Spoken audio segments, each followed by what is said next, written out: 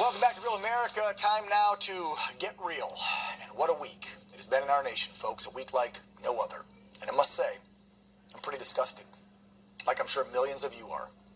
I'm disgusted that a few hundred idiots wreaked havoc on our nation's capital and put a stain on the conservative patriotic movement.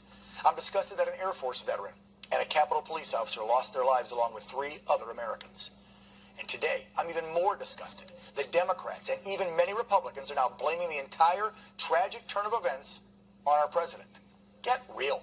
I call what happened in our nation's capital wasn't caused by a speech or even this corrupt election. No, my fellow patriots, it had been brewing for years and years. Why? Because millions upon millions of conservative Americans have felt disenfranchised and forgotten by their elected leaders. And if the out-of-touch members of Congress, along with their corporate media lapdogs, were actually in touch with the concerns of millions of everyday, hardworking Americans, they'd know this. And oh, by the way, if you want to start pointing fingers, let's go there. Do you think that we have all forgotten about the constant attacks and threats that you've made against this president and his supporters over the last 4 years, which have stirred up violence? A few. I just don't even know why there aren't uprisings all over the country, and maybe there will be. People need to start taking to the streets. This is a dictator. You know, there needs to be unrest in the streets for as long as there's unrest in our lives. Enemies of the state. Show me where it says that protests are supposed to be polite and peaceful.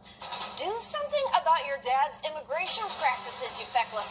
They go low, we kick. How do you resist the temptation to run up and wring her neck? The biggest terror threat in this country is white men, most of them radicalized to the right. I thought he should have punched him in the face. I said, even if you lost, he insulted your wife. Yes. He came down the escalator and called Mexicans rapists and murderers. He said, well, what do you think I should have done? I said, I think you should have punched him in the face and then gotten out of the race. You would have been a hero. I'd like to punch him in the face. I said if we were in high school, I'd take him behind the gym and beat the hell out of him. Punch some people in the face! When was the last time an actor assassinated a president? They're still going to have to go out and put a bullet in Donald Trump, and that's a fact. Look, as his character is stabbed to death. Where is John Wilkes Booth when you need him? I have thought an awful lot about blowing up the White House. A Missouri state senator is under investigation by the Secret Service after saying she hopes President Trump is assassinated. I will go and take Trump out tonight. And if you see anybody from that cabinet in a restaurant, in a department store, at a gasoline station, you get out and you create a crowd. And you push back on them. And you tell them they're not welcome anymore, anywhere.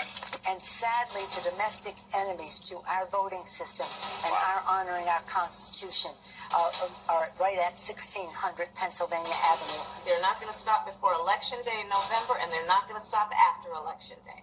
And that should be, everyone should take note of that on both levels, that this isn't, they're not going to let up. And Who caused the violence? Seeing those direct messages of hate and a push for violence against our president and his supporters over the last 4 years is the true definition of hypocrisy, especially while we watch these same people this week spew their outrage about what happened in our nation's capital. It absolutely disgusts me to my core. You hypocrites out there are crying your crocodile tears for what took place on Wednesday. Yet where in the hell were you the last year, as thousands of Americans were being terrorized in their own communities by violent thugs and rioters? You know who you are. You are the ones with blood on your hands. And not just the blood that was shed and the lives lost this week, but the countless lives that were destroyed and lost in 2020.